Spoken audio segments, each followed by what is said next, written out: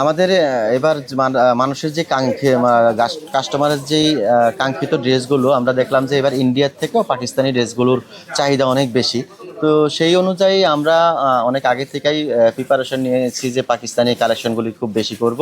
তো করেছি, যেমন আমরা ধরেন যে এবার পাকিস্তানি ড্রেসগুলোর চাহিদা কাস্টমারের, যেমন কারাচি, লাহোরি, কটন, বুটিক্স, তারপরে আপনার এই পার্সি কাট, এই ধরনের ড্রেসগুলো চাহিদা সবচেয়ে বেশি। তো আমরা এই ধরনের ড্রেসগুলো কালেকশন করেছি। সেলও আলহামদুলিল্লাহ মোটামুটি ভালোই। তো এই পর্যায়ে আইসা একটু সেলটা স্থবির হয়েছে, কারণ ওই মধ্যপ্রাচ্য যুদ্ধের কারণে। কারণ আমাদের এই অঞ্চলের লোকগুলো বেশিরভাগই প্রবাসী, রেভিডেন্স আসে। তো যেই মুহূর্তে রেভিডেন্স আসবে, বেতনটা আসবে, ঠিক ওই মুহূর্তেই যুদ্ধটা শুরু হয়েছে।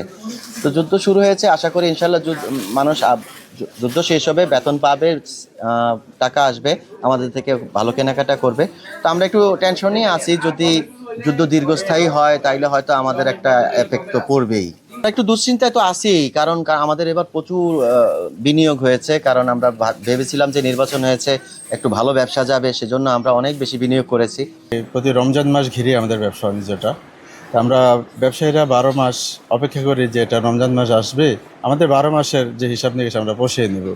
তা আমরা আসলে আমাদের যে ব্যবসা, আমাদের প্রিপারেশান, তা আমরা পর্যাপ্ত প্রিপারেশান নিয়েছি, কিন্তু আমাদের যে মধ্যপ্রাচ্যের যে যুদ্ধ, এটার কারণে আমাদের ব্যবসা বাণিজ্য কিছুটা হলেও একটু আঘাত আনছে আমাদের ব্যবসায়। তো আমাদের ব্যবসা বাণিজ্য অনেকটাই খারাপ যেতেছে। তা আমরা এখনও দুশ্চিন্তার মধ্যে আছি যে আমরা আসলে আমাদের এই ক্ষতিপূরণ পোষে নিতে পারবো কি না, বা আমাদের যে রমজানের খরচ, স্টাফদের বেতন, বোনাস সব কিছু মিলিয়ে আমরা একটা দুশ্চিন্তা আছি যে আমরা আসলে এই খরচটা পোষে নিতে পারবো কিনা। কারণ আমাদের ব্যবসা বাণিজ্য অনেকটা খারাপ যেতেছে।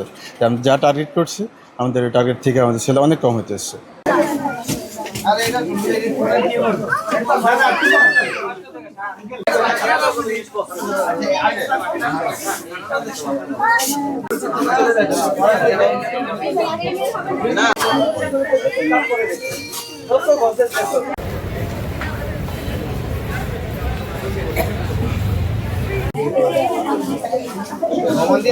Como